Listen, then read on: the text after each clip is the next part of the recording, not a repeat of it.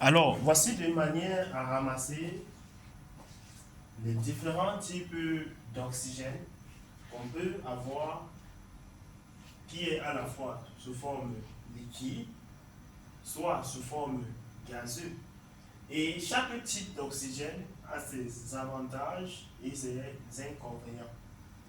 Par rapport à la pureté d'oxygène que nous avons illustré concernant l'oxygène liquide et l'oxygène gazeux.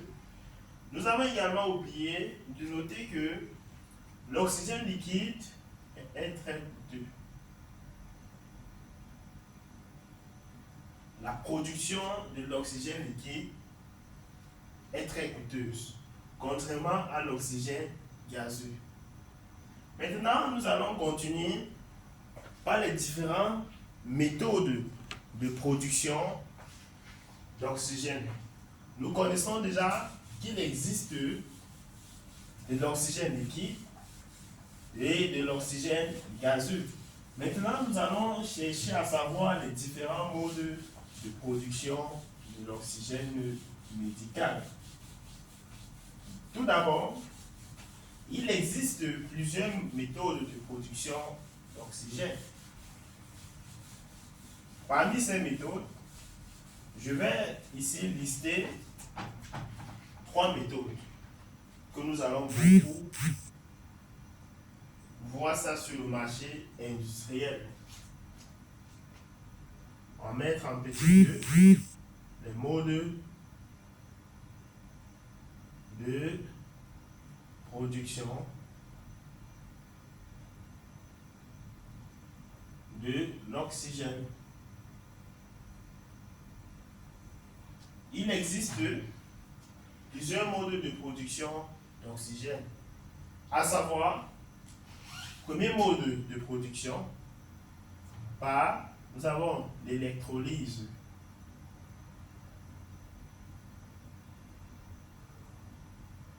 L'électrolyse de l'eau. Nous savons que l'eau, qui a pour formule chimique H2O, ou encore l'atome d'eau, qui a pour formule H2O, est constitué d'hydrogène et d'oxygène, constitué d'atomes d'hydrogène et d'atomes d'oxygène. Maintenant, on peut séparer les deux. Lorsqu'on sépare, on a d'un côté l'oxygène et de l'autre côté l'hydrogène. Nous avons également comme autre mode de production la cryogénisation. Système de cryogénisation. Ici, dans le système de cryogénisation, l'oxygène est totalement liquide. C'est d'ailleurs l'un des meilleurs procédés de production d'oxygène que nous avons illustré plus haut. Nous avons appelé l'oxygène liquide.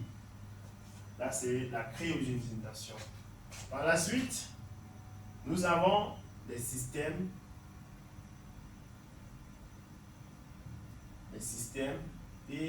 PSA. Pression par variation, le système par variation de pression. On va dire encore que c'est le phénomène d'absorption. Ça, c'est l'un des grands phénomènes.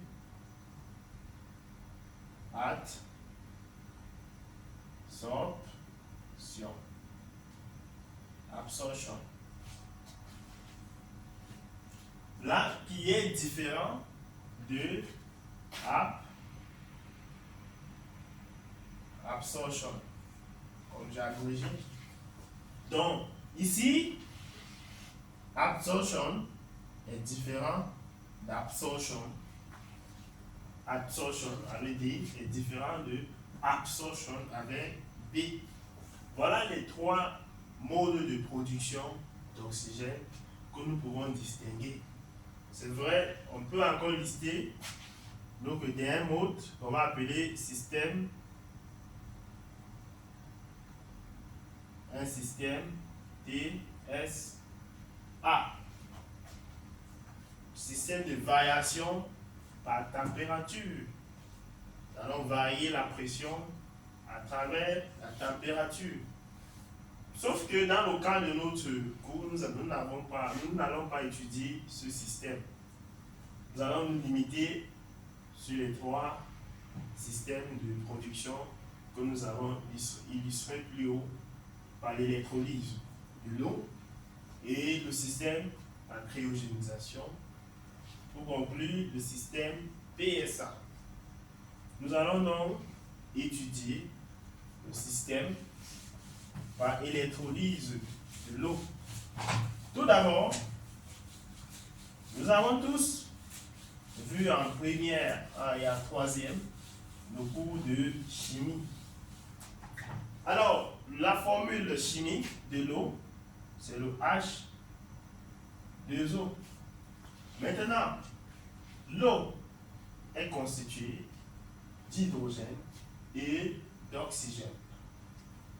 On veut donc produire de l'oxygène à partir de la formule de l'eau, à partir de la molécule de l'eau. Maintenant, nous allons avoir un réservoir qu'on va bien définir ici avec ce tube de sortie. Nous avons ce réservoir qu'on va dessiner comme ceci.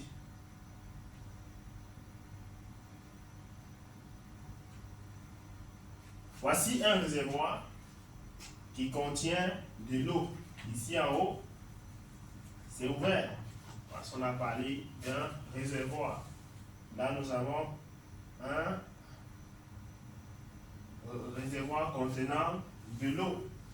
Maintenant, nous allons chercher à avoir 2 tubes, notamment un tube pour ce côté, qu'on va placer à ce niveau, qui sera un tube ici.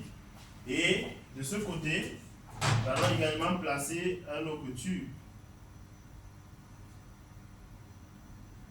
Là, nous avons 2 tubes. À l'intérieur, ici, nous avons ce qu'on va appeler de l'eau, ou un départ. Donc là, nous avons, comme ceci, une sortie et une seconde sortie. Là, c'est le réservoir contenant de l'eau. Là, nous avons les tubes. C'est la même chose ici. Maintenant, sachant que l'eau que nous avons dans un réservoir séparé par 2 tubes, on ne peut pas produire de l'oxygène à partir de ces simples éléments. On va chercher à alimenter ceci à travers une batterie. Maintenant, pour donc chercher à alimenter à travers une batterie, nous allons utiliser une lame métallique. On va mettre ici à l'intérieur. Et on va connecter les câbles électriques. On va mettre également cette lampe-là ici. Et là, nous aurons notre batterie. Donc, source d'alimentation qui est ici. Donc, batterie qui est constituée d'une borne négative et d'une borne positive. Maintenant, avoir tout ceci est toujours insuffisant. Nous allons rajouter à de l'eau que nous avons ici à l'intérieur, nous avons du H2O, une solution qui va faciliter la conductibilité entre l'eau et l'électricité. Ce qu'on va appeler l'acide sulfurique.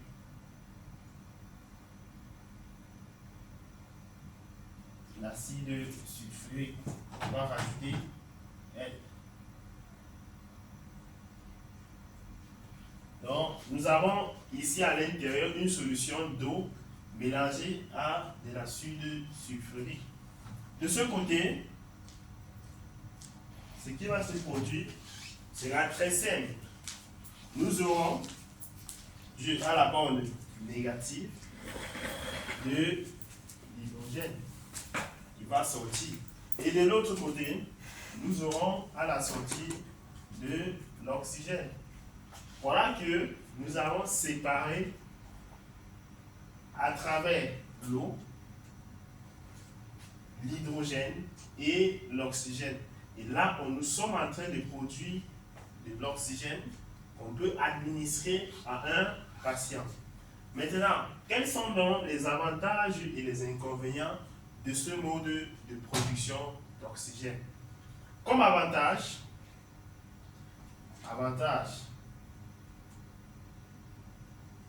nous avons une bonne pureté d'oxygène. Nous avons une très bonne pureté d'oxygène. La pureté P, comme avec le PT, peut aller jusqu'à 99,6%.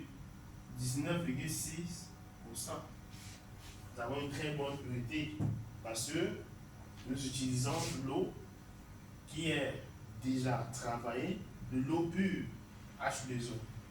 Là, c'est comme premier avantage. Deuxième avantage, la consommation en énergie est réduite. Figurez-vous, là, on peut avoir une pile de 4 volts. On peut avoir une pile de 4 volts. Comme inconvénient,